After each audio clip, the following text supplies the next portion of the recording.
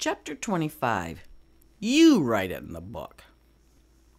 Christmas 1970 rolled around and Kingston was in a basketball tournament over to Carroll. My friend Jane was a cheerleader and her brother was one of the star basketball players. The whole town could go and fit into their gym. During the game, her parents left. Why would her parents leave? When we got back onto the bus, she said to me, "Why did my parents leave? I feel something is wrong." We traveled back in silence. When we turned the corner to head up the hill to the school, she gasped. As we pulled by the fire station, she said, "The trucks are gone, so I think my house is on fire." She said over and over she had this aching feeling. She was right. I told you that the fire department never thought they could save anything. All they could do was contain the fire. Her house was toast. Like my mother said, they still had the hole in the ground. I wanted to buy Jane an outfit after the fire, but all we had was Heinemann's general store, and as hard as I looked, I could not find anything sophisticated enough for Jane. Her family shopped in the city, so I knew nothing from Kingston was going to be welcome even after her house burned down. Dad said he would pay for an outfit. I didn't find anything that day and gave up. He was being terribly nice about the whole situation. Later, I started to think. A few weeks before the fire, Dad and I had a conversation. He explained to me in great detail how to burn a house down and not get caught in the process. He covered how to start the fire and what not to take out of the house. If you're caught with pictures or antique quilts or any or all of your jewelry, you are automatically suspect. You cannot use accelerant because it's too easy to detect. You have to make it look natural. Now, Jane's house was very old. It was a small upright with a wing and a small front porch. What Dad told me was to make a harness for a candle and tie it under an electrical junction box in the attic with all natural cotton string. Light the candle and leave. Now, I always wondered about this because a basement fire is the worst as it can travel up the old wall cavities so quickly and consume the whole house in a matter of minutes. In the city, you wouldn't have enough time before the fire department arrived to actually burn a house down if you started it in the attic. But in the country, you would have enough time. And besides, all the fire department was doing was trying to contain the fire. My friend's house was 4 miles out of town. Most people were at the basketball tournament, and maybe no one would see the house on fire before it was too late. I think this happened. They ended up with a beautiful ranch over the hole. If something untold happened that night, yeah, so be it. I love their new house, and it was a ranch. I had been in so few ranches, and I loved them. Their new house always had an unusual smell that I wondered about over the years. Years later, I was walking in the mall in Grand Rapids, and I smelled the same smell. I was so curious and followed the people, assessing the situation. They looked like nice, gentle people, so finally I just asked them. Not to be rude, but my curiosity has gotten the better of me, and I need to know the smell from my childhood. The man told me it was DMSO, which was illegal for years, but people loved it for their arthritis and other achy pains of the skeleton. You could get it in Mexico, but not here. So I finally knew another question answered from my childhood. So many unanswered questions in my childhood meant I was happy to create a few questions for others. One day I was downtown in the grocery store when I attempted to cross M46. Now, I looked both ways, but I didn't notice that the van coming from the west was slowing down. When I checked to the east, nothing was coming, and I took off running towards Mother's insurance office. The family was driving an eco van, the early version of a model with no windows. Gia assumed that we would use vans for hauling stuff when we actually wanted to transport people. At first, we put in camp chairs in the back, which obviously was not very safe. I think that was the situation here, too. Well, I took off running and ran right into the side of that van. Hard. I made a huge bang as I dented in the side and then it popped back out. It knocked me to the ground. I got up, ran around the back of the van, across the street, into the office, shutting the door and peeking out from behind the curtain. Mother asked me right away what was going on. I said nothing but started to laugh. She came over to the curtain and peeked out with me. Slowly, about 8 people got out of that van and started examining the van from every direction.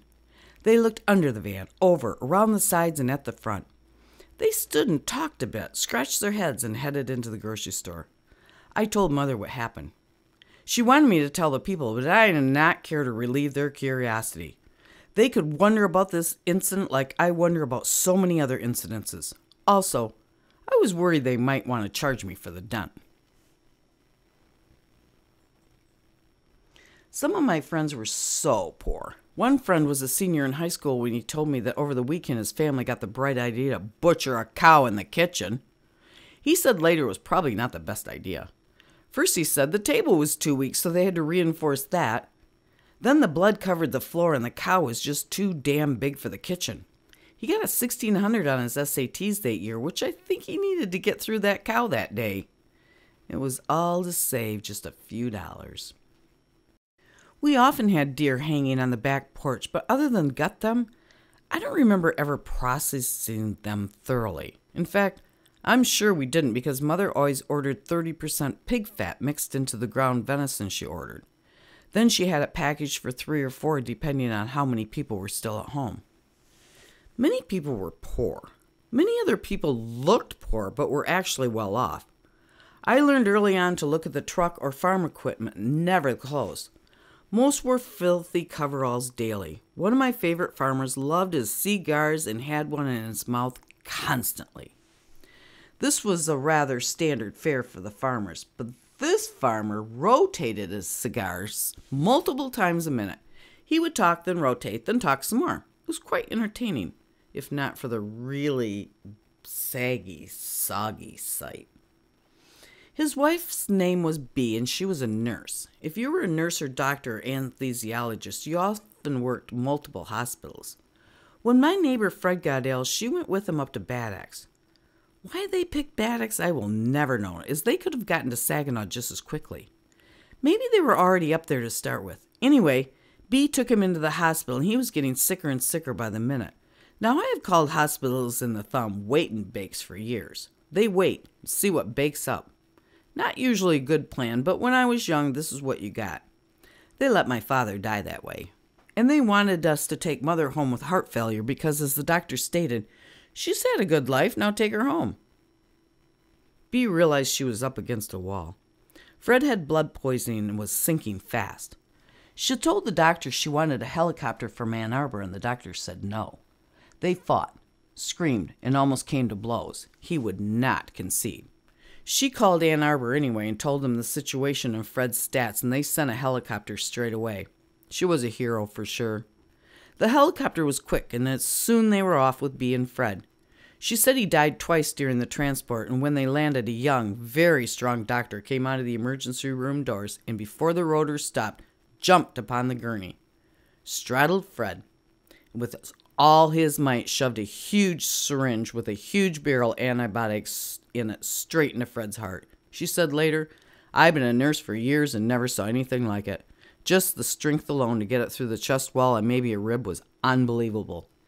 He came home 6 weeks later, but would not have lived another night in Bad Axe. During basketball season, we would run cakewalks to earn money for this or that. One week I made a good attempt to sell tickets at $0.25 apiece.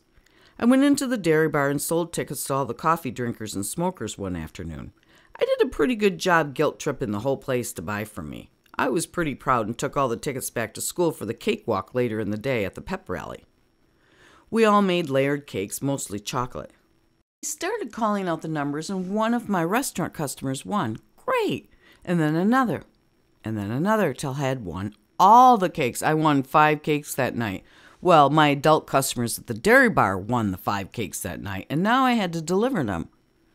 I was standing near the stage in the snake pit of a gym assessing the situation when I turned around and saw my friends and fellow students. I realized quickly I was not going anywhere with 5 cakes. They descended on me like locusts, and the cakes disappeared, leaving me with a crumb mess that I had to clean up. Then I had to go and explain the situation to the folks who bought the tickets.